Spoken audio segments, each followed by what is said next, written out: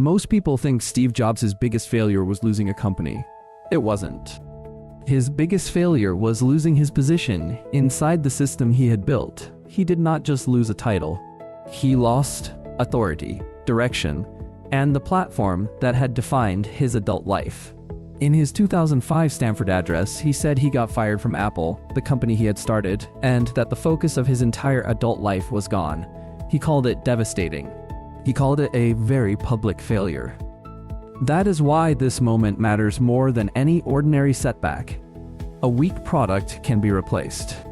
But when the founder is pushed out after a split in vision, and the board sides against him, what breaks his position?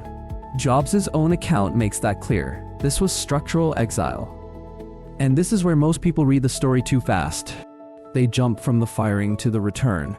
But the real turning point was the period after the humiliation, when Jobs stopped trying to win back the old seat directly and started building new capability outside it. In his own account, that meant NeXT and Pixar.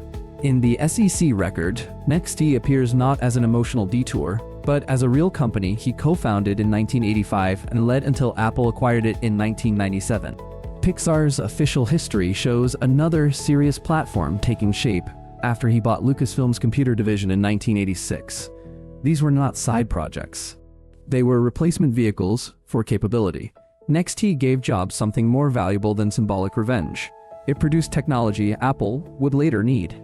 Apple's own developer documentation states that the acquisition of NeXT was a major key in bringing OS X into reality, and it explicitly traces the lineage from NeXT to OpenStep, then Yellowbox, then Cocoa. That changes the meaning of the comeback. Jobs did not return empty-handed. He returned with a platform. That is the core reversal. He did not come back because the system became sentimental. He came back because the system became dependent. Apple did not simply rehire a charismatic founder. It acquired a capability stack.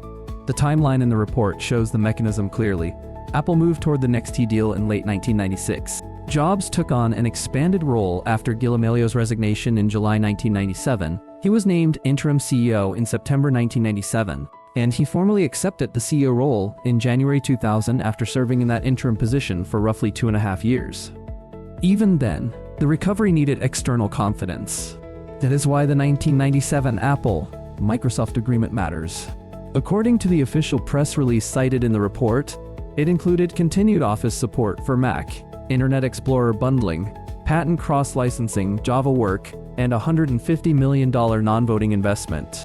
That was not a side note. It was ecosystem repair. If NeXT supplied technical leverage, Microsoft helped stabilize platform credibility, so the deeper model is simple.